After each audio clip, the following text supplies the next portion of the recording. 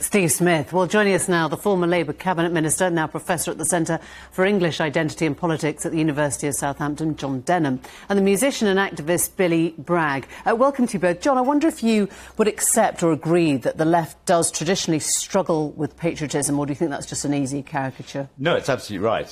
You had George Orwell mentioned earlier, and there's always been a strand on the left that disparages national identity and disparages patriotism.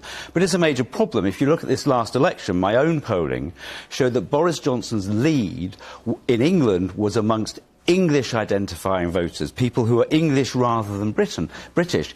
Labour doesn't mention England. Most Labour activists think all English people are knuckle-dragging neo-Nazis. So there's a basic inability to frame progressive politics in terms of the nation, the people of the nation and the national interest. In the past, under Attlee, for example, after the Second World War, politics was expressed as national patriotism, and it was aggressive. We've completely lost the ability to do that. And do you think, is that because when it comes to Britain and its place in the world, the left tends to view Britain more as the oppressor? Well, I think parts of the left just say the only thing you need to know about Britain or about England is you were slavers and imperialists. Well, that is part of the history. But there's also the history of England, which was the struggle for the vote, the struggle for democratic rights, the struggle to set up trade unions. We've lost the ability to say there are things we can be proud of what we have done. And as I say, the issue is not so much Britain. The issue in this last election was about England and the people who feel English. Billy, I'm going to bring you in on that because the Scots have this way of making nationalism more unifying somehow than the English do, right?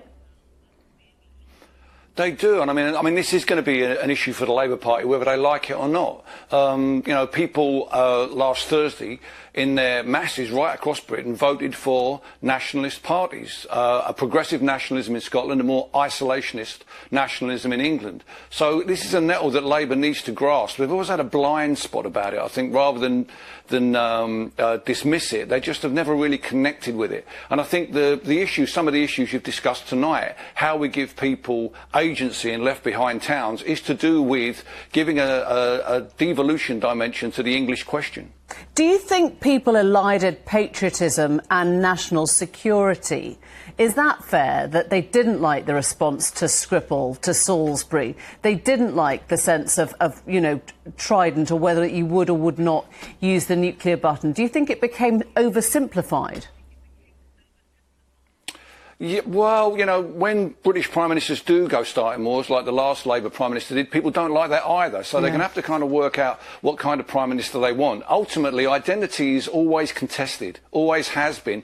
And I think in some ways, to talk about patriotism is in some ways like history. It's available to everybody, but not everybody's interested in it. And when you do get interested in history, history doesn't demand that you are either a cavalier or a roundhead. It leaves it up to you to make your choice. And patriotism is the same. Some people feel strongly about it. Other people feel strongly, but about other aspects of it. You know, the landscape, the people, those kind of things. John, I wonder whether you think there is an intellectual snobbery about it, that patriotism is viewed possibly by some on the left as a sort of unquestioning version of reality. You know, it's a sort of opium, a sedative.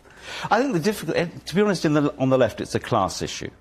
The Labour Party is now such an overwhelmingly middle-class and graduate, urban-dwelling, city-dwelling party that it represents that section of Britain that is scathing about national identity, is not particularly patriotic. Historically, though, the Labour Party was always a coalition between those people and people who had much more deeply held patriotic values. So this goes back to Labour losing its working class. It's back to Labour losing its working class base. And on the question, the military is a very good example. You can debate whether you should have that war or that war.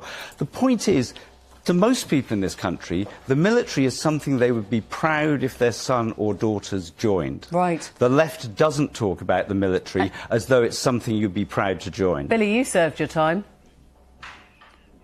Yeah, I did. I mean, you know, I think this is a bit stereotyping. You know, I've shaken hands with the Queen. I've worn the Queen's colours. I've waved the British flag on stage. I've campaigned for an English national anthem. I mean, there are plenty of us on the left who have this dimension, but the party itself centrally has a blind spot, not just about patriotism, but also about constitutional reform that would give some dimension to Englishness. I think the English you know, could really be improved in their sense of who they are if they had a sense of agency. Look what the Scots did after devolution. They became a people proud of themselves because they had something that belonged to them, their own parliament, their own sense of agency within the union, and the English have not had that because of the asymmetrical nature of devolution. It's really